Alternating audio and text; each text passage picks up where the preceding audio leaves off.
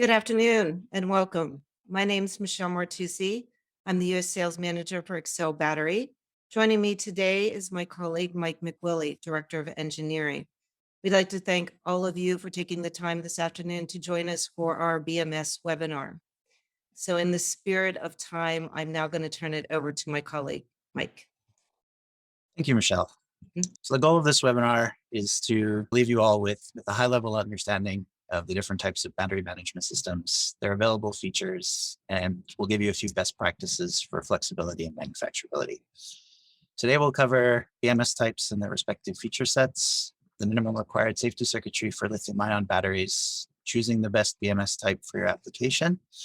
We'll also give you a few design choices that will enable greater flexibility, and we'll cover some design best practices for long-term manufacturability. Once we've covered all that, I'll hand it back to Michelle, who will talk a little bit about Excell, and we'll answer some of the questions entered into the Q&A box during the session. In our experience, medical devices come with additional requirements above and beyond those of consumer products. Devices often need to incorporate additional safety features, and they must be very well documented. Some of these requirements will often translate into specific design choices on the BMS, such as redundant protective circuitry. At the high level, manufacturers often categorize their battery management systems in different ways. In our experience, it's easiest to think of them in two different categories based on their relative feature sets. Today, we'll call those protection circuits and fuel gauges for the purposes of this introduction. Protection circuits implement all of their protective functionality in analog hardware. This is simpler and comes with several benefits, such as costs are fairly low. The circuitry compared to a fuel gauge is relatively simple. The voltage tolerances can be quite a bit tighter as the parts are factory trimmed during IC manufacturing. These more basic protection circuits have a track record of being very reliable. Due to their simplicity and implementation in pure hardware, there's really little that can go wrong if they're appropriately specified and implemented. There are a couple of features which this type of protection circuit cannot include by nature of their implementation. They do not include support for real-time communication, nor do they have the ability to change protective thresholds without a BOM change or a PCB change. This maybe sounds like a fairly large concern, but it's often not as big of a concern as it may seem, as these changes can be minor, often made with minimal impact if they're done during the development and prototyping cycles. It's a little more complex after regulatory certification. Fuel gauges are up next. They build on the protection circuit architecture by implementing some of their functionality with a combination of hardware and firmware. There's a few benefits to doing it this way. Those generally include things like support for multiple safety thresholds. It's possible to have protection both in hardware implemented in the analog front end with quick response time, and firmware protection on top of that, which handles events on longer timescales. With newer generations of fuel gauges, both hardware and firmware protections can be implemented within a single IC. Minor changes to the protective thresholds can be done via configuration updates instead of a PCB spin. Fuel gauges are also able to estimate remaining capacity.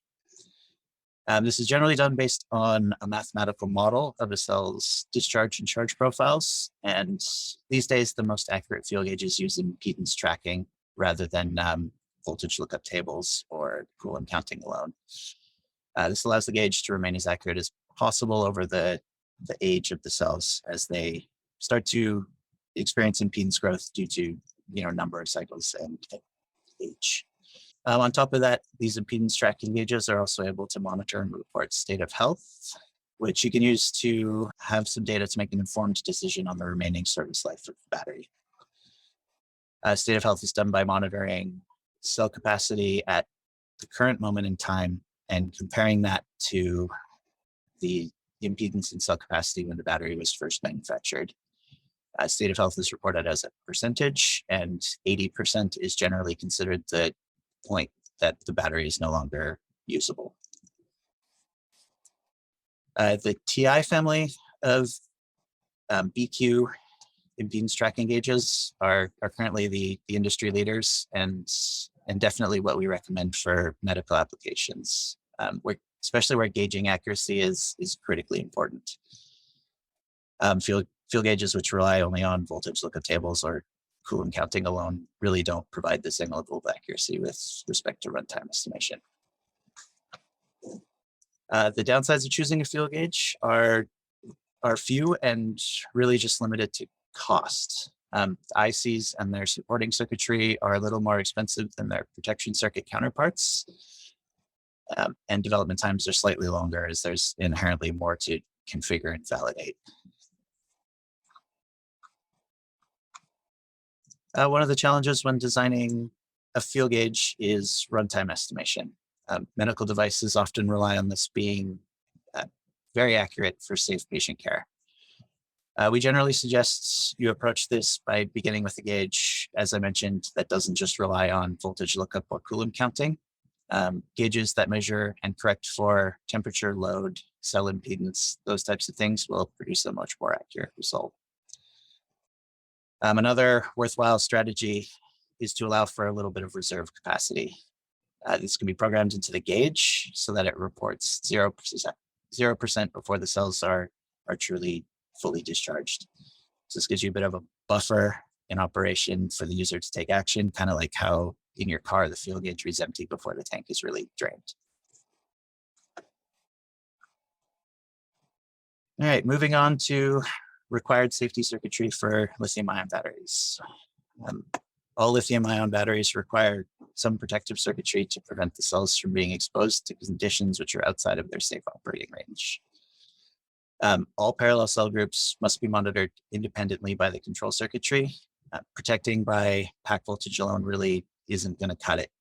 The voltage range from fully charged to fully discharged is wide enough that it can mask a problem with one of the cells if you're only monitoring at the pack level. At minimum, the protective circuitry within a lithium-ion battery must protect against undervoltage. You generally set your thresholds for undervoltage somewhere between 2.4 and about 3 volts, depending on cell selection and chemistry. Setting these higher is better for cycle life, and the trade-off in runtime is a lot smaller than you would expect. Most chemistries have a fairly large drop in the voltage versus capacity curve below about 3 volts. Must also protect against overvoltage. The thresholds here are generally set within the range of 4.2 and 4.4 volts, depending on cell chemistry again. 4.25 is fairly typical for standard NMC or NCA cells, though batteries for medical devices are generally derated to a charging voltage of 4.1 for increased cycle life, service life, and safety. You can leave the overvoltage threshold at 4.25 and still be relatively safe there. Discharge over current. Thresholds here are really cell and application dependent. They're based on the requirements you define early on in the design cycle. And then there's charge over current, again, also cell and application dependent. And like the discharge over current, they're set early in the design cycle. And finally, the minimum, or finally in the list of minimum protection circuitry is short circuit protection. Thresholds here, again, mostly come from cell selection and component selection on the BMS. They need to be set high enough that they don't operate during normal turn-on transients, but low enough that there's no risk of damage to the switching FETs on the BMS if the battery is ever shorted. In addition to the base requirements, there are often additional requirements within device regulations. Typically, these would include things like over temperature, under temperature, and secondary overvoltage. We generally see temperature protection implemented in 2 different ways, either within the BMS itself by having a temperature sensor connected to the control IC that switches the FETs off outside of the operating range, or you can provide that temperature sensor out through an extra pin on the connector for the application circuitry to monitor and control the battery temperature. Either one of those is acceptable and generally will get through regulations.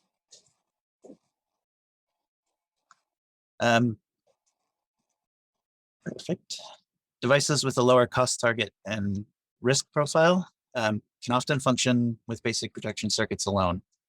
Some device teams also choose to implement their fuel gauging within the medical device rather than the battery, which shifts some of the cost from the BOM of the replaceable part, being the battery, to the device itself. And that can be a perfectly workable architecture when battery costs are a primary concern. Now, having said that, the majority of medical applications are best served by fuel gauges, especially in cases with batteries removable. This keeps the gauging circuitry attached to the cells for the entirety of its life, allowing it to keep better track of impedance change as the cells age. The largest selection of fuel gauge ICs in the 2 to 4S range, which covers the typical nominal voltage range of 7.2 to 14.4 volts, are mostly available with SM bus communication. So if that is workable from the device side, implementing that in your products leverages a well-established communication standard, and there's tons of documentation and software libraries available for most platforms. Things get a little more complicated with single cell batteries in that they're less standardized. Many parts implement a subset of the SM bus standard and call that I²C. Having said that, there are newer generation parts implementing the full SM bus standard, and we expect there'll be a lot more to come. A general trend across the industry is that devices are getting more compact, more connected, following the kind of IoT mindset, and single cell applications are expected to grow because of this. Secondary overvoltage protection is often recommended for medical device BMSs. It's usually implemented as a redundant hardware voltage monitor on the BMS PCB, and that will drive a thermal or chemical fuse to be blown in the case where the primary protector within the fuel gauge malfunctions. This results in the battery being permanently disabled with no further charging or discharging being possible due to the safety concern that triggered the secondary overvoltage protection. And as I previously mentioned, we recommend TIs and impedance tracking gauges for most medical applications. The recent generation of gauges, such as the part number listed there, the 40Z50R2, provides the most functionality and gauging accuracy, and this family is by far our most popular part for new designs.